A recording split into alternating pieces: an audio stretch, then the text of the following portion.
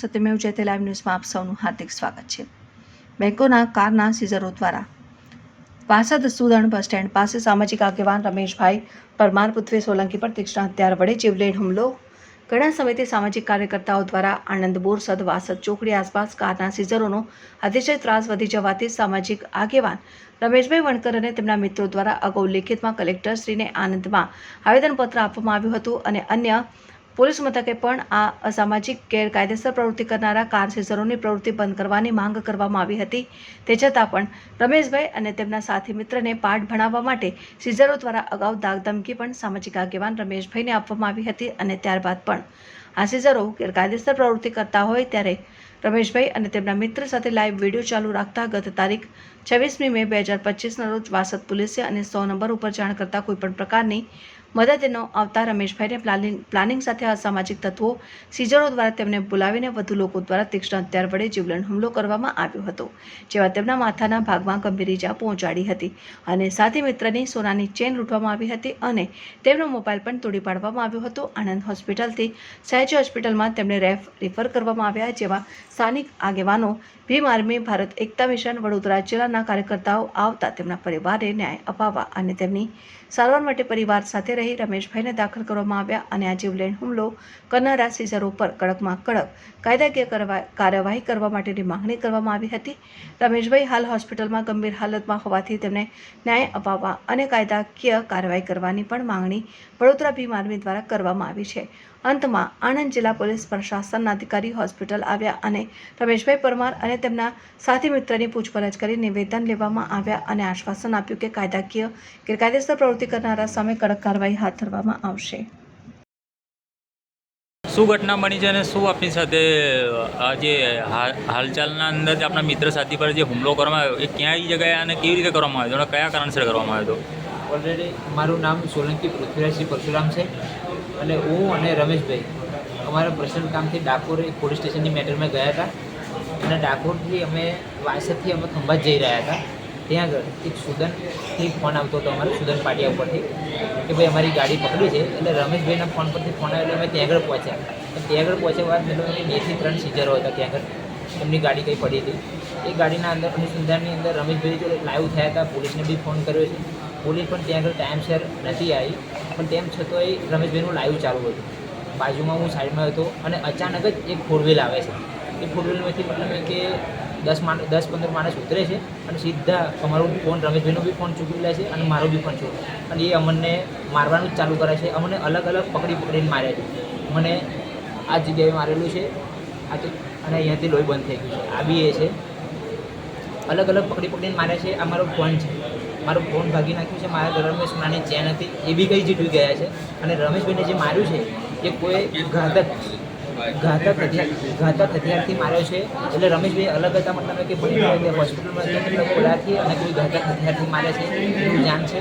અમે ત્યાંથી ગાયબ થઈ ગયા, પબ્લિકને બી કહ્યું 100 નંબર મતલબ કે અમને પોલીસને જાણ કરો કે કરો કે ત્યાં અમે ખેતરો બહાર ભાગીને ગયા, પણ સુદરના સરપંચ મળ્યા અને સુદરના સરપંચે અમને જાણ કરી, એમ્બ્યુલન્સ બોલાવી અને અમે ત્યાં આગળથી સરકારી હોસ્પિટલમાં પહોંચ્યા। હાલમાં આપણા સાથી જે મિત્ર છે રમેશભાઈ, એમની હાલત કેવી છે? અત્યારે રમેશભાઈની હાલત એકદમ ગંભીર છે। હવે ડૉક્ટરની એના ઉપર આધાર છે। અને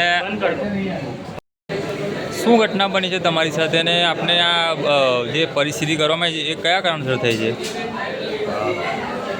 સીઝરોએ હુમલો કર્યો, મેં લાઈવમાં હતો, લાઈવમાં પોલીસને પણ ફોન કર્યો હતો, વાંકલાવ પોલીસ કે વાસદ પોલીસ, કોઈ સપોર્ટ ના કર્યો।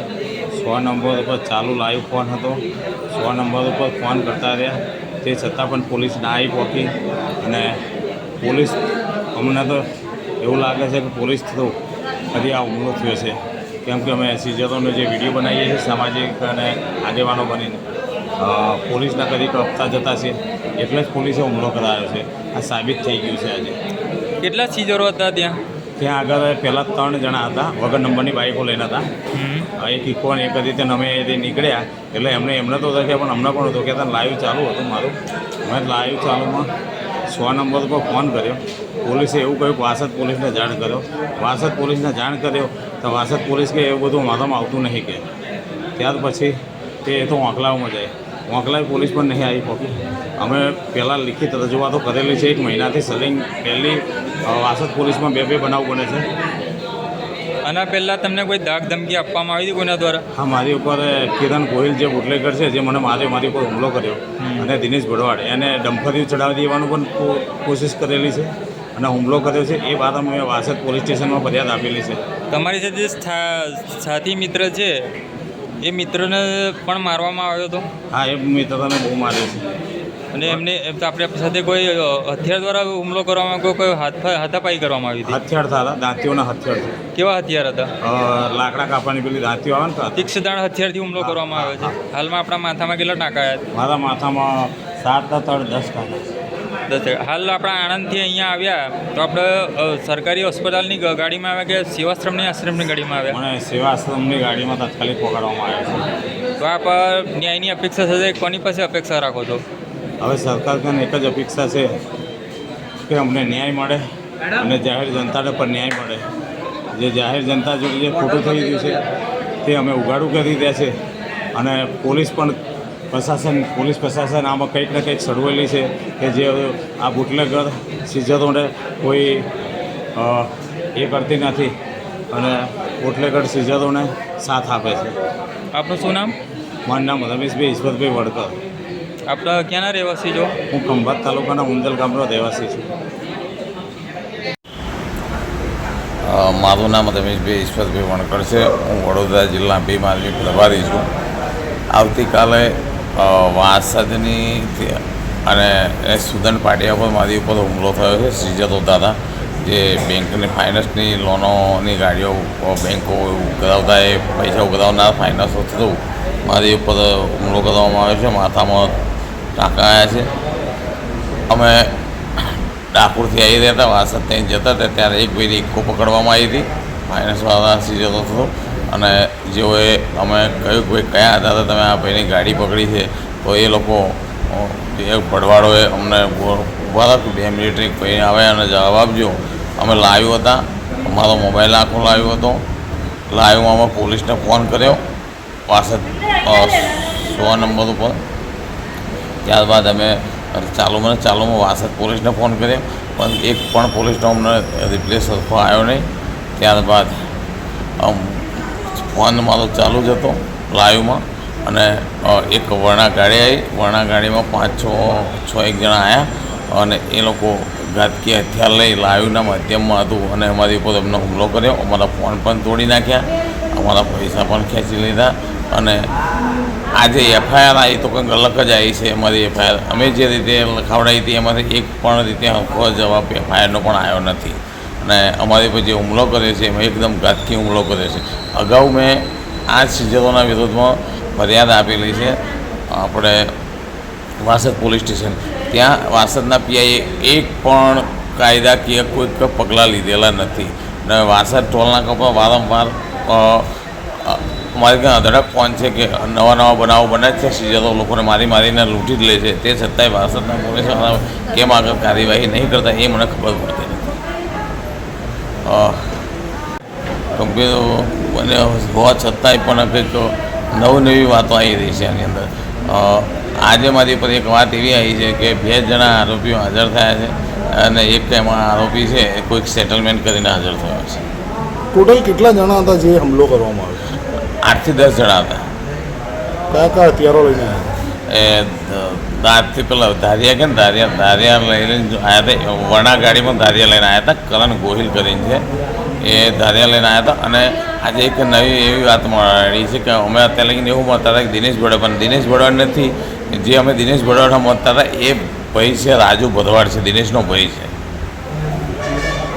જેને અમારી પર બાકીના નામ ખબર નથી. અમે ચહેરોથી ઓળખી જઈએ છીએ. તમારી શું માંગ છે?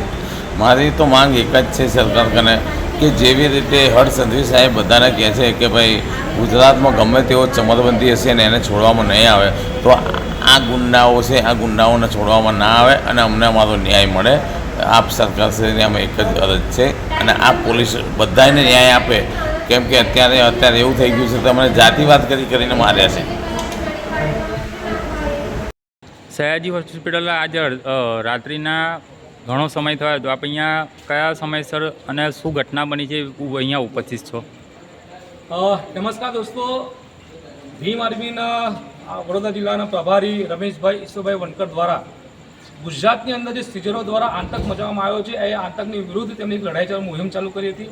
એ મુહિમના માધ્યમથી તેમણે અનેકો લોકોને છુટકારો અપાયો છે, અમે અનેકો લોકોને મદદ કરી છે. પણ આજે આ સીઝરો દ્વારા તેમને એક ષડયંત્ર સ્વરૂપે એ લોકોને બોલાવવામાં આવ્યા હતા અને સુદન ચોકડી વાસદ પાસે આવેલી સુદન ચોકડી પાસે તેમને બોલાવવામાં આવ્યા હતા અને તેમને ષડયંત્ર કરીને તેમને મારવામાં આવ્યો હતો. અત્યારે અમે એસએસજીમાં ઊભા છે અને ઈશ્વર રમેશભાઈને માથામાં લગભગ 10 થી 12 ટાંકા છે. એમની સાથે બીજા મિત્રો હતા પૃથ્વીભાઈ, તેમને પણ ગેબી ગાય મારવામાં આવ્યો છે.